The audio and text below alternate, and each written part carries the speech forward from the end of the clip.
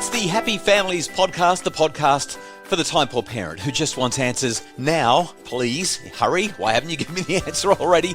I'm Dr. Justin Coulson, and I'm joined by Luke and Susie, husband and wife radio team. They have 3 young boys. Today we're answering a listener question about temperamental 8-year-olds. When we get questions like this, I always think, I wonder if this is something that Justin's faced or if he avoided it because he's been amazing all along. Because I feel like we're heading towards this. But let me tell you first of all, Safina's question. By the way, hi. Oh, g'day. It's great to be with you. Yeah, and I'm sure that whatever the question is, I probably dealt with it last night with my own kids. Oh, great. Okay, good. So this is a judgment-free zone. We don't know this person. Her name's Safina. She said, how do you parent an 8-year-old who used to be loving and caring, but now is the opposite? So it sounds like there has been this extreme character change. We see it in our children generally going more into teenage years. 8 seems very young to see that change. What are your thoughts, Justin? Yeah, every now and again we see this sort of temperament change, this emotional change during mid-childhood. It's not altogether unusual. And so, I mean, some parents are expecting these middle childhood years to be so calm and comfortable because that's what everybody else says. But it's not the way it is at all. Sometimes it's just such hard work. So there's a couple of things that we probably need to consider. The first is there anything that's changed recently for your child that might have made life feel a bit insecure, a little bit unpredictable, anything that might have riled them up emotionally and sort of stuck in their craw? And we obviously don't have Safina here to talk to her, but I can think of a couple of things. There's just been that, what do you call it? That's right, COVID-19, a global pandemic. That's right. Yes. So there's been school starting and stoppages, and there's been interrupted relationships and friendships. There's been timetables and schedules that have been turned upside down. There's been all sorts of shifts in what would normally be a fairly stable and predictable childhood experience. On top of that, there may be things that have been happening in the family. Maybe there's been things going on in relation to parenting, in relation to the couple who are, the mum and dad looking after the children. There's maybe a new baby's come into the home. So all of these kinds of things can cause a sense of interruption, and the randomness and the volatility and the unpredictability of these things, while ultimately will be good for children to develop resilience and more, in the moment they can be quite challenging as our children try to navigate. It's interesting because not at the age of 8, but a little bit older than that, I was a kid who turned angry from a happy-go-lucky young guy. And when I looked back at it in adult years, and I say I turned angry, I was noted for the anger in my eyes. And it was when I came to faith that people, without me saying a single thing, I never told anybody what had happened, and I had a God encounter, and they went, "What's happened to Luke?" Because the anger had fallen from the eyes. And it was when I looked back and I went, well, what is that anger? Because I didn't particularly think of myself as angry, but I realized when I backtracked, when I had mum who was having nervous breakdowns and going into hospital, and dad who was away on work, and my sister who left, my brother who went to prison, everybody who was meaningful to me was leaving for some reason or another. And so I took a philosophy: if I get rough and push everybody away, no one has a chance to hurt me anymore. Right, and sometimes it could be a protective mechanism. The other thing that it could be is it could just be, a child growing up and starting to have opinions, starting to want to push back. And sometimes kids really do want to watch this TV show. It has become their favourite show, and we keep on interrupting them right then. They've got preferences. There are things that matter to them, and sometimes we get in the way. So there's one other thing that's probably worth mentioning, and that is that when our children are being challenging, the quality of our interactions with them usually deteriorates. That sort of ties in with what Luke's saying, because as the quality of our relationship deteriorates, the quality of our interaction drops off, they don't think less of us because we're getting them in trouble all the time. They don't think less of us because we've called them a name or because we're criticizing them. They don't think less of us at all. What they do is we criticize them and tell them that they're not living up to our expectations, and as we tell them all of the things that they should be doing and why haven't they done them, is they think less of themselves. When you think less of yourself, then you actually start to behave in ways that are perhaps less pro-social. You start to behave in ways that are perhaps a little bit more aggressive. And so I would say to this mum, who obviously cares deeply for her little girl, what can you do to be softer, to be more compassionate, to explore her world and see things from her perspective a little more? That might help her to open up, feel safe, and actually lead to some improvements in her behaviour. Can I ask you then for some tips for her? on some conversation starters. How do you start this conversation with someone who's 8 years old? Yeah. Let me share a vulnerable moment, something that I don't like to share, but I've never made a claim to be a perfect parent. And one of the reasons that I got into this gig was because I struggle as a parent from time to time. And not too long ago, one of my children was beyond obnoxious. We'd had day after day after day. In fact, I counted a couple of days prior to an incident that we had that I'm about to share, I counted a request to her to do something very simple that was well within the realms of reasonable requests at a time that was reasonable to request it.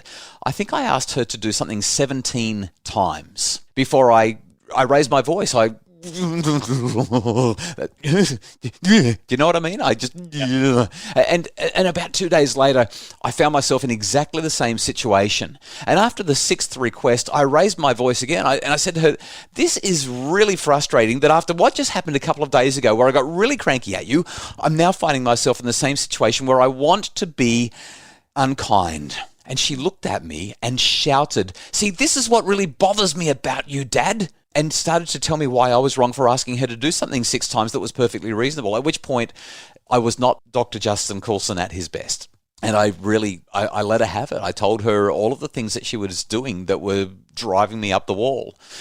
Let me suggest something based on my experience with this daughter this particular day. At no point during or after that conversation did she look at me and say, "Well, Dad, now that you've explained to me all of the ways that I'm failing, I'm much more motivated to be a better human." At no point did she say, "Well, I'm really inspired and motivated now, Dad. Thanks for the pep talk and the reminder that I need to do better." What I did was I punched great big holes in my relationship with her. I want to be clear, in the relationship, not her. Okay, I was not physical with her at all. But I really ruptured this relationship. I undermined trust, and ultimately she spent the next half an hour screaming the house down from her bedroom as she, whined about how unfair the world was. And it also caused a little bit of friction between my wife and myself, because Kylie knows that that's not how we talk to children, and she's heard me lecture people for a decade about how that's not how we talk to children. I blew it. I absolutely blew it. Fortunately, children are forgiving, and as a dad who wants to be forgiven, I'm not too prideful to go and ask for forgiveness, and we made things right. But if I was this parent and I was not doing what I did that day, what I would be more likely to do is not in the moment, but at a different time, have a conversation that went like this. "I've noticed that every time I ask you to do something lately, it's been met with resistance and eye rolls and foot stomping. It seems like I'm bothering you a lot lately, and I seem to be a really big challenge for you. Can you help me to understand what's going on?" So I would spend time exploring the world through their eyes. Does this mean that I'm going to let her just tell me how it's got to be in the house from now on, because at the age of 8, this child now knows everything? No, it doesn't mean that at all. It just means that I'm going to explore what's going on. It might be that I'm interrupting in the middle of snack time or in the middle of her favorite TV show, or right when X, Y, or Z is really important, or it might actually be my tone. Perhaps there's something entitled and expectant in my tone that is just a little bit unfair to a child who wants to have a sense of choice. But once I've explored, then I can simply step into that nice, gentle explanation where I say, "Well, I understand where you're coming from, but I know and you know that there are still things that need to be done, and it's appropriate that you're a contributor in our home." And then I empower. What do you think we can do together as a team to make this better? Because it feels horrible, doesn't it? It feels horrible. It does. Yeah. And I know that whenever we talk about it, we always bring up the 3 E's, but that's ultimately where we're going to try to go with this kind of conversation. With what we've explored so far, we've seen that maybe, and this is a generic response because we don't know the specific child, but maybe it's anything from a bit of stress through to some sort of significant fear response to trauma, and anything. There's a whole lot of things in between that we want to explore to try and discover that more. But how do we actually try and determine where it is on that scale? Because I hear this and I think, what if I get it wrong? What if I think it's just a bit of stress over COVID and it's actually something deeper? Or what if I overplay it and it's actually something simple? And I feel like maybe I'm not equipped to fully understand why such a transformation is. What would be your encouragement to me, Justin? Really important question. And this is where I would say context is everything. We don't have much context based on the request that's come through to spark this conversation. So what I would say is, generally speaking, I go in and label the emotions that I'm seeing. I say, every time I talk to you, you seem to be really upset. You seem to be really challenged. You seem to be having a really hard time. Can you tell me more about that? Why is that so upsetting? But there are sometimes going to be clues in the context. So perhaps there's sibling conflict. And you might say, you're really struggling with your brother lately, aren't you? I mean, it's just been for the last couple of weeks. It seems like as soon as you start breathing in the same room as each other, there's going to be a fight. What's going on? Why are you two at each other so much? Help me to understand. Or you might know that there's been some medical issues, or perhaps there's been some tension in the home because parents are in the middle of a separation, or you know that your child is really missing the life that they had pre-COVID. So you can tap into all of these things in your initial, here's what I'm seeing. And what will normally happen is that your child will say, yeah, and they'll take that and run with it, or they'll say, no, that's not it. I'm not this. It's because of blah, blah, blah. And they'll open up. When we go in with a gentle, I'm assuming it's this. Can you point me in the right direction? Am I on the ball or am I missing? They'll let us know quick smart if we're where we should be. Yeah. There's a lot of power in that humble space of not presuming you know everything, isn't there? And parents know everything. I mean, when you watch parents in their interactions with their kids, they're like, I saw what happened. You started. Who cares who started it? Just, you seem to be really challenged right now. What can I do to help is a much better way to go. Yeah, beautiful. Well, love your advice. Thank you so much for answering Safina's question. We appreciate it. Dr. Justin Coulson from happyfamilies.com.au. If you've enjoyed the podcast or you found it helpful, please do something for me. Could you go to Apple Podcasts and leave a rating or a review? It's the reviews that help people to find the podcast and have happier families. You could do what #QueenMe did, called it the 4H Club. That's what she's part of. Love the 4Hs. This was when we were talking about our children needing to be heard and have humour in their lives and help others and all that kind of thing. Said, my kids and I had a really tough year last year and we were looking forward to moving on this year, but now we feel so stuck. I'm going to use the H to get us laughing every day. Thanks for the reminder. Well, thank you for the review, the 5-star review. Once again, this is how people find the podcast, by you jumping onto Apple Podcasts and leaving those ratings and reviews. So please do that. And if you'd like more info on how I can help you, visit happyfamilies.com.au or visit my Facebook page, Dr. Justin Coulson's Happy Families, and make sure that you click on the link to the Happy Families membership, where you can find out how to essentially have a parenting expert in your pocket.